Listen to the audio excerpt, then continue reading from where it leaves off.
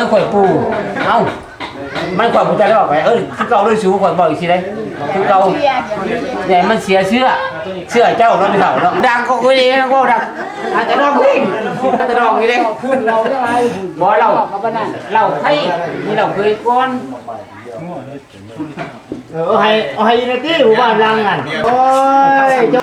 เนี่ยหมู่บ้านลังหมู่บ้านลังดูก่อนโอ้จำก็เด็กแม่ขี่แล้วก็มาคอยจักถามเบิ่งลานไฟเนาะไปเฒ่าเนาะลานไฟข่อยเนาะบาทดองไม่บอกเลยเจ้าบ่ดองเอาแล้วบ่ได้ดองแดงพิยามยังเจ้าดองให้บาท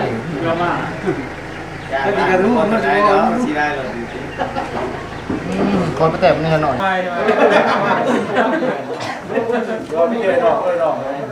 เป็นยังลูก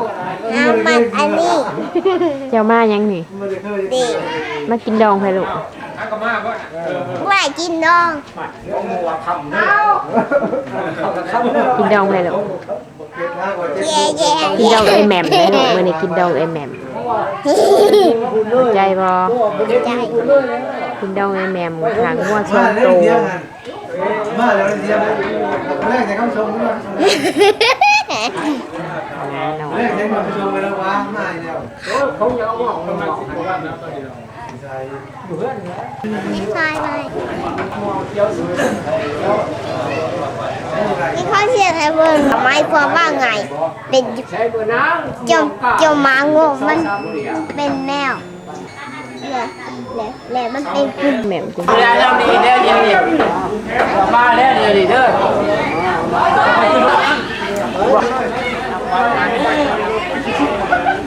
ความสีขัน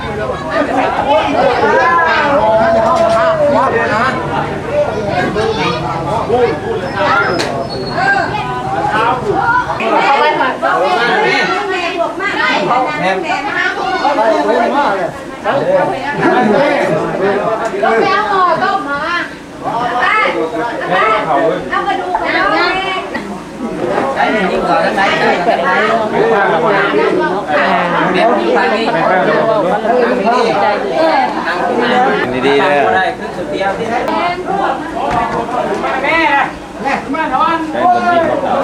นี่เลยนี่มา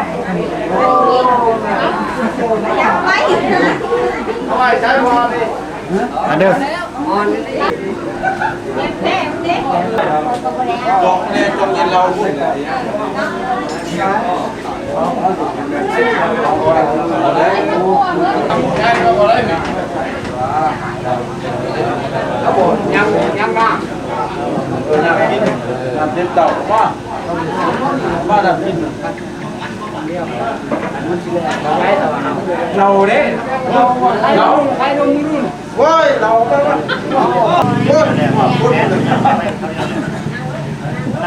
โอ้ยบักขาเราพังงูเลยก็ยุ่งเอา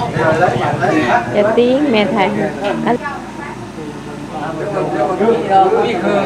เร็ว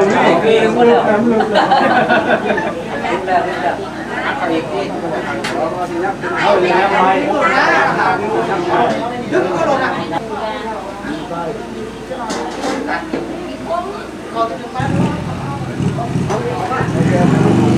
ไม่ตามนี้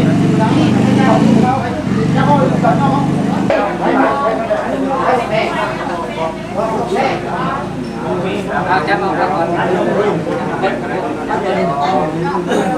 เอาไป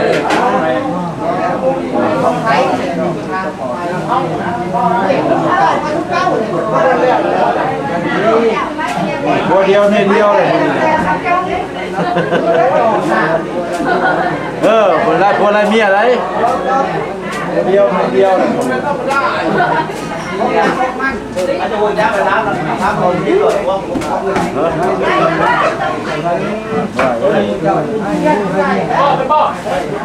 บัวเป็นเมียกันเลยบ้าน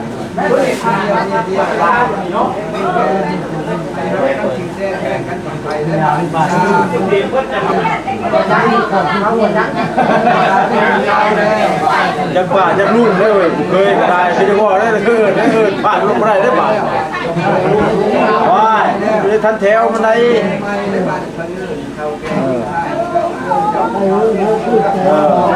ถามกันแล้วได้ป่าได้ลุงถามกัน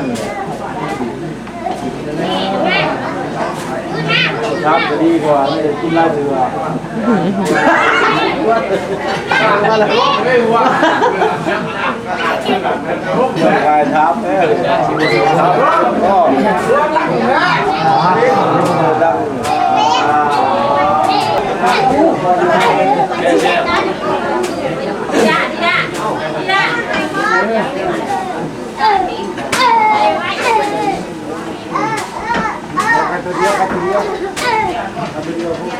เดียวหนึ่งคนเดียวเดียว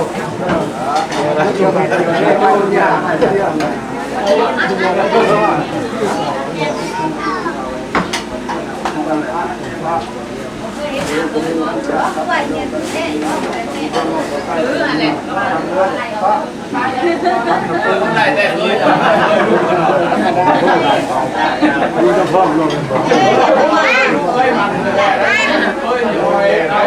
เอาขันเอาไปจับจับกันได้จับได้แกเมียแกเมียเขาบอก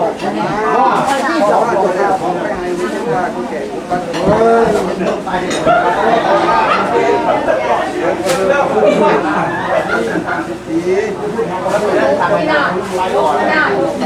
ชี้เนี่ยผู้ใดเนี่ยเก่งเนี่ยปัดดูเรา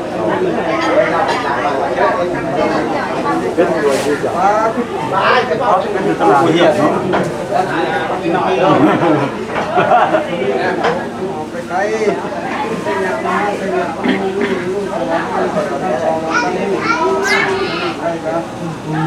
ไปยังครู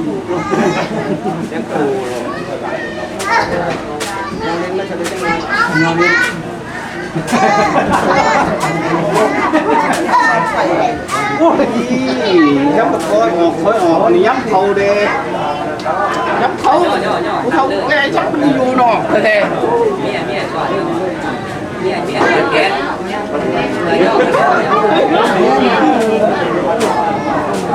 กเลยเด้เมียก่อน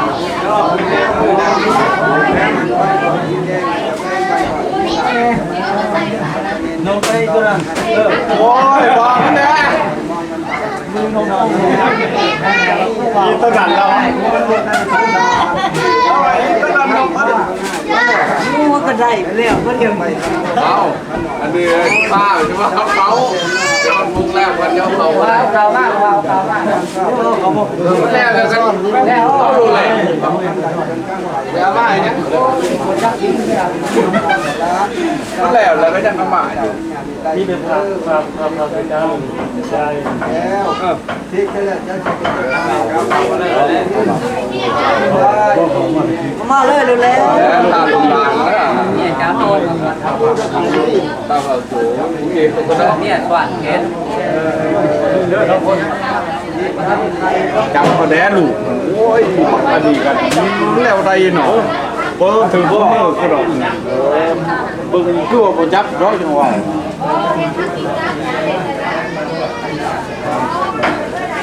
ชีแต่ยังลงแค่ชีดื้อคนมันแค่ชีดื้อว่ามีดื้อบอกแต่ยังลงมือดื้อขนาดคนนี้คนเราเป็นกลัวเป็นโกงอะไรอยู่คน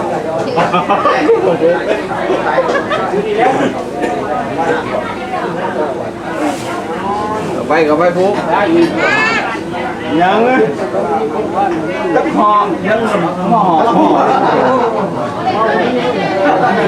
จะเหมือนเราจะเห็นด้วยเรามีตัว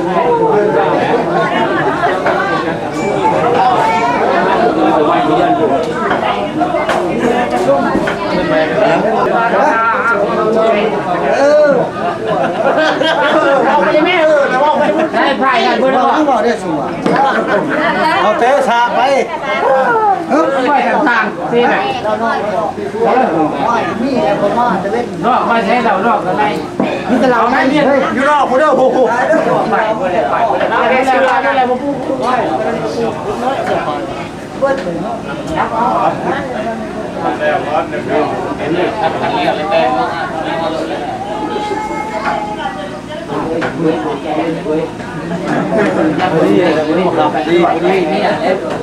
ทำเมีย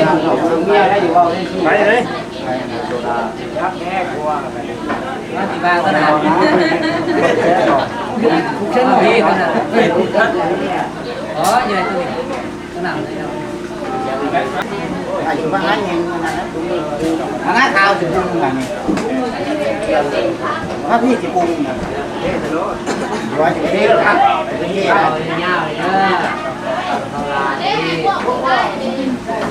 ได้กี่โลรู้ดินะพอทำงานเนี่ยมันทำละ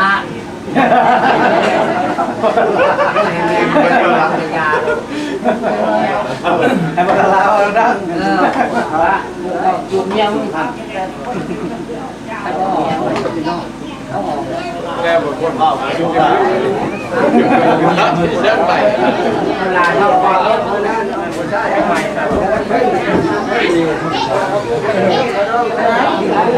บ้านก็ได้เล่นมาจะบอกก็จะมองก็จะแจ้งคนนะยังมาแต่มาแต่อะไรก็บอกเขาไปพูดแม่เขาไปพูดแม่แค่แค่ร้าน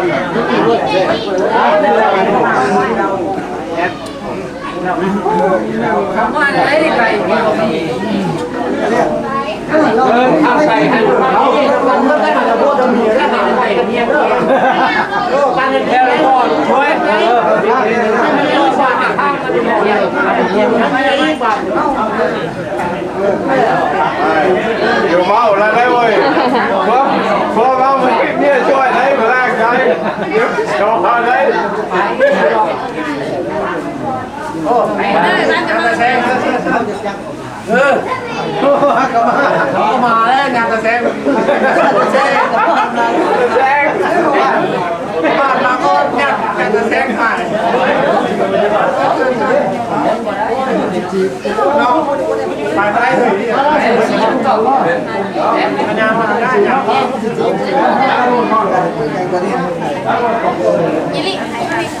เปื่อยเขามึงรู้โตเอาเดี๋ยวลูก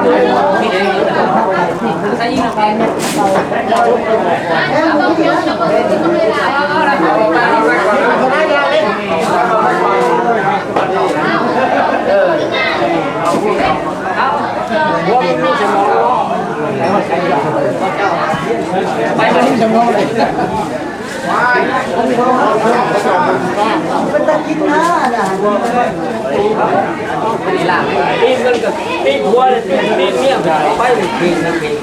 กินได้ดีนั่นล่ะตามกันนะ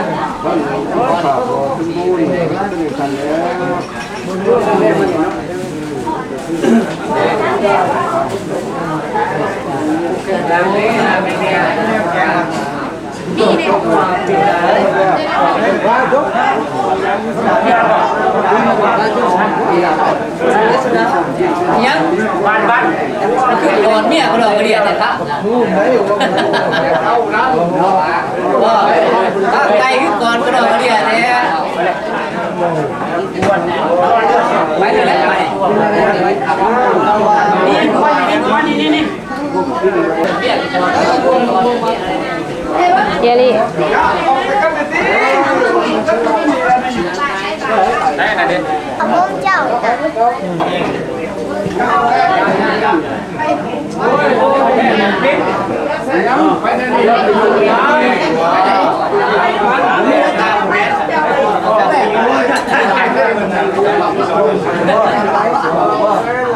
ใช่ไหมน้องเชียร์ดักได้เขาดักไปเช็ดตัวนั้นเลยครับทำไม่ได้บัวเลยทุกอย่างทำอย่างนี้มันมีงะไ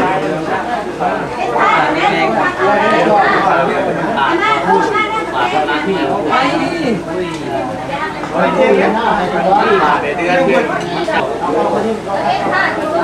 เข้าไปใช่เลยเขาใน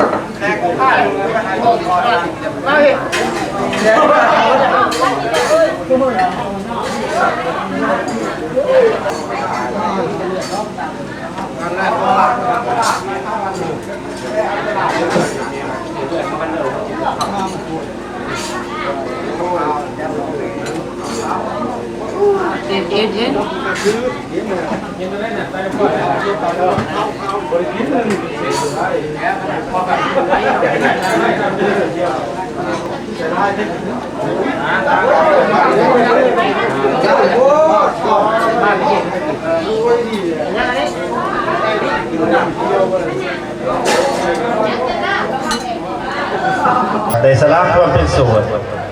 เพื่อก้าวเข้าสู่สิ่งที่จะเป็นมีมือหนึ่งอีกต่างหากเนาะซึ่งจะได้จัดอยู่ศูนย์ไอเทคเนาะ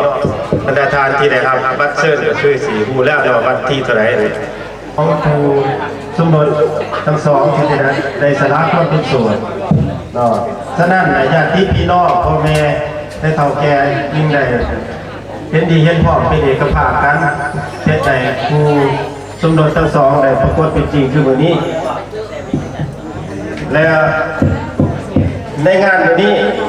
ทางเจ้าภาพของเราก็ได้จัดพระเขาเล็กๆน้อยๆเพื่อเป็นสิริมงคลให้แก่ผู้สมรสใหม่นี้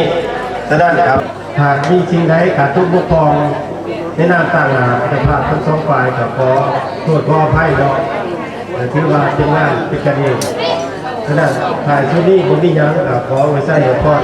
บรรณาทานแขกที่มีเกียรติจะมีสหายทั้งหลายตรงนี้คุณผ่านเป็นแขกและขอให้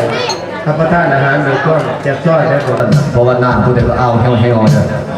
ออกงานด้วยกันคืนยังเป็นบ่ค่อยได้ออกเพราะฉะนั้นผมแบบนี้ล็อกนานเยอะเลยนะขอเชิญชวนไปเอาดันรับประทาน